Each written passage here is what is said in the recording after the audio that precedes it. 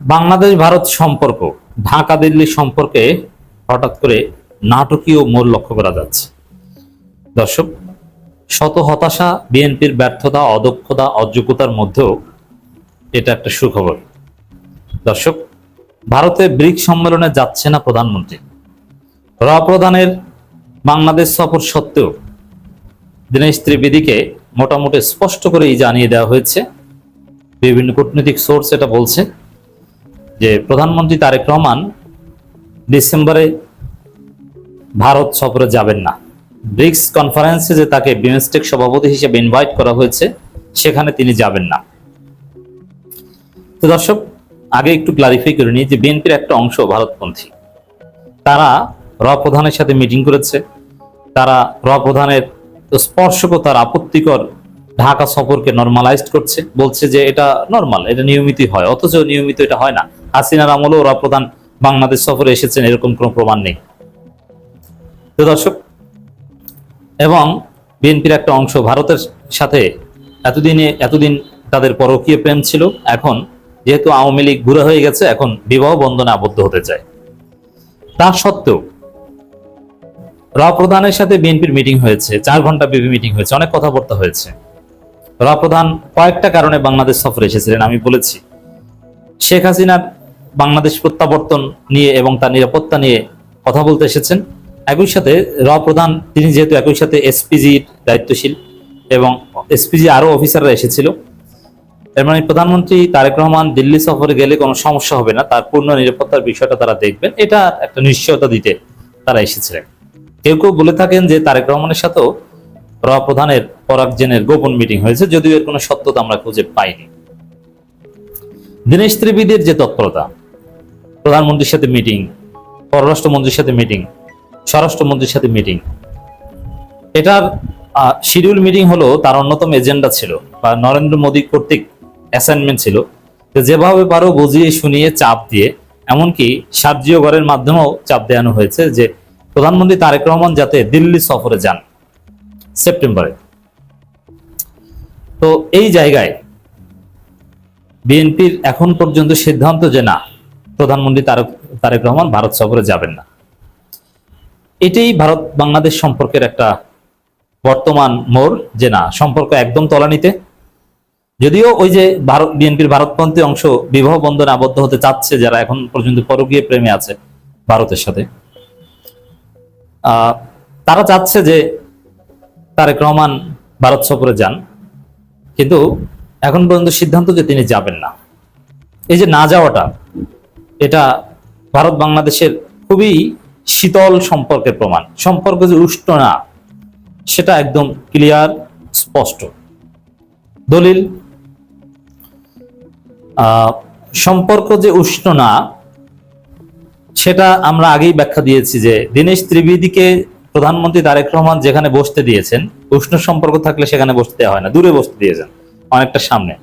আর শীতল সম্পর্ক থাকলে একদম পাশে বসানো হয়, কিন্তু পাশে বসানো হয়নি, দূরে বসানো হয়েছে। এটা একটা বার্তা।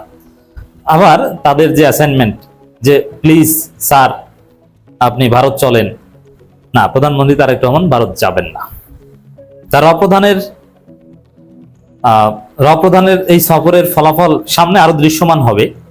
বিএনপির দালাল অংশ তারা তো খুশি,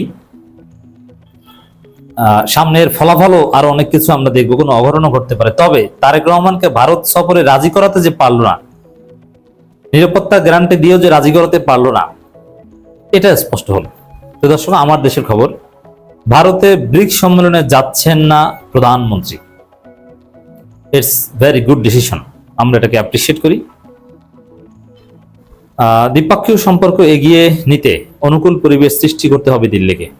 এর মানে বিএনপির ভারত বিরোধী অংশ, আমি কিন্তু বিএনপি সবাইকে ভারত বিরোধী বলছি না, হয়তোবা তারেক রহমান ভারত বিরোধিতার উপরে ইস্তেকামত থাকবেন, আর তার আশেপাশে ভারতের দালাল আছে, অথবা এটা তারেক রহমান একটা কৌশল ব্যালেন্স করার, যে আমি সহ একটা অংশ ভারত বিরোধী হব আর ভারতপন্থী একটা অংশকে আমি সাথে রাখবো। এই কাজ কিন্তু শেখ হাসিনাও করে, সব সরকারই করে। শেখ হাসিনার সাথে ভারতপন্থী ছিল, চীনপন্থী ছিল, মার্কিনপন্থী ছিল, পিকিংপন্থী ছিল, মস্কোপন্থী ছিল, সব পন্থী ছিল। এমনকি ল্যাটিন আমেরিকার যে বিভিন্ন দেশ আধা সমাজতান্ত্রিক, ওইগুলোর সাথে সম্পর্ক ভালো আছে এমন নেতাও ছিল। এর অংশ হিসেবে দিলীপ বড়ুয়াদের মতো ধৈঞ্চাদের মন্ত্রী বানানো হয়েছিল। দর্শক, কিন্তু প্রধানমন্ত্রী তারেক রহমান যেটা চাচ্ছেন যে শেখ হাসিনাকে ফেরত দিবেন, এটা যতই বলুক দিবে না, এটা সবাই জানে। কিন্তু শেখ হাসিনাকে ভারতে চুপ করানো, যে ভারতে তিনি জাস্ট যেরকম আছেন সেরকম থাকবেন, এক পর্যায়ে এরকম মারা যাবেন, কিন্তু প্রেস কনফারেন্সে বক্তব্য দিবেন, রাজনৈতিক বক্তব্য দিবেন, অনলাইনে যোগাযোগ করবেন, এটা পারবেন না। তো শেখ হাসিনার বিরুদ্ধে মিনিমাম এরকম একটা পদক্ষেপ যদি ভারত নেয় এবং ওসমান হাদির খুনিদের যদি ফেরত দেয়, এরকম কিছু কন্ডিশন দিয়ে দিয়েছে। তারপরে হয়তো দীনেশ ত্রিবেদীকে পাশে বসতে দিবেন, নইলে সামনেই বসতে হবে। তারপরে হয়তো কোনো আমন্ত্রণ জানালে তখন তারেক রহমান ভেবে দেখবেন, এরকম একটা কন্ডিশন দিয়ে দিয়েছে। এই তারেক রহমানের এই কন্ডিশন নিয়ে নরেন্দ্র মোদীর সাথে কথা বলতে গেছেন দীনেশ ত্রিবেদী। তার নরেন্দ্র মোদী এখানে কিছু করার নেই। অবশ্যই তারা শয়তানি অব্যাহত রাখবে, তারা বাংলাদেশে সাবোটাজ করার চেষ্টা করবে এবং গঙ্গা পানি বন্টন চুক্তি নিয়ে, চুক্তিকে গঙ্গা পানি বন্টন, এটাকে পানিকে অস্ত্র হিসেবে ব্যবহার করবে। কিন্তু এই জায়গায় বাংলাদেশের ভারত বিরোধী কেউ কেউ বলছে প্রয়োজনে আমরা আন্তর্জাতিক আদালতে যাব, প্রয়োজনে আমরা পাকিস্তানের সাথে কোঅপারেশন করব, তারপরে ভারতকে সাইজ করব।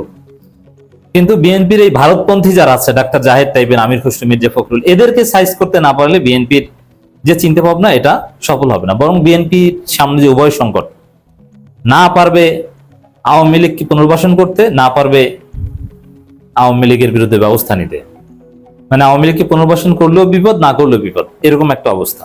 এই জন্য বিএনপির ভারতপন্থীদেরকে আগে বিএনপি থেকে মাইনাস করতে হবে, তাহলে জনগণের সমর্থন বিএনপি নিরঙ্কুশ ভাবে পাবে। কারণ বাংলাদেশের জনগণ ভারতের আধিপত্যবাদের বিরুদ্ধে আছে, আর ফরেন পলিসি অপারেশনের ক্ষেত্রে জনগণ যদি আপনার সাথে থাকে, এটা আপনার একটা বিরাট একটা স্ট্রেংথ।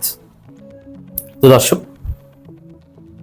ভারতে অনুষ্ঠিত বহুল আলোচিত ব্রিক্স সম্মেলনে যাচ্ছেন না প্রধানমন্ত্রী তারেক রহমান। ঢাকার এই সিদ্ধান্ত ইতিমধ্যে আনুষ্ঠানিকভাবে দিল্লিকে জানিয়ে দেওয়া হয়েছে। ঢাকা ও দিল্লির একাধিক কূটনৈতিক সূত্র আমার দেশকে তথ্য নিশ্চিত করেছে। এই সূত্রগুলো আরো জানিয়েছে। এখানে আরেকটা কথা, আওয়ামী লীগের লোকজন অধীর আগ্রহে বসে আছে আওয়ামী লীগের বিজয় কি। যেমন পরাগ জেনের ঢাকা সফরে তারা খুব খুশি, দীনেশ ত্রিবেদী তারেক রহমান বৈঠকে খুব খুশি। এখন তারা বলছেন যে না, প্রধানমন্ত্রী তারেক রহমান ভারত সফরে আসবেন, এটাকে তারা বিজয় মনে করে। তা আওয়ামী লীগের এই স্বপ্ন পূরণ হচ্ছে না, হবে না, প্রধানমন্ত্রী তারেক রহমান ভারত সফরে যাচ্ছেন না। তবে এখনো সরকারের পক্ষ থেকে এইভাবে আনুষ্ঠানিক ঘোষণা দেয়নি। আনুষ্ঠানিক ঘোষণা এটার সাথে সাথে দেওয়া হয় না, এটা একটা কৌশল। গত সোমবার পররাষ্ট্রমন্ত্রী ডক্টর খলিলুর রহমান এ ব্যাপারে মন্ত্রণালয়ের ব্রিফিং এ সাংবাদিকদের বলেন, প্রধানমন্ত্রী ভারত সফরের ব্যাপারে নীতিগত কোনো সিদ্ধান্ত হয়নি। আপনাদের বুঝতে হবে, ব্রিক্স সম্মেলনে প্রধানমন্ত্রীকে নয়, চেয়ারপারসন অব দি বিমস্টেককে আমন্ত্রণ জানানো হয়েছে। এই যে চেয়ারপারসন অব দি বিমস্টেককে আমন্ত্রণ জানানো, এটা তো আরেকটা অবমাননা। এইভাবে আমন্ত্রণ জানানো না যাওয়ার একটা কারণ হিসেবে বিবেচিত হতে পারে।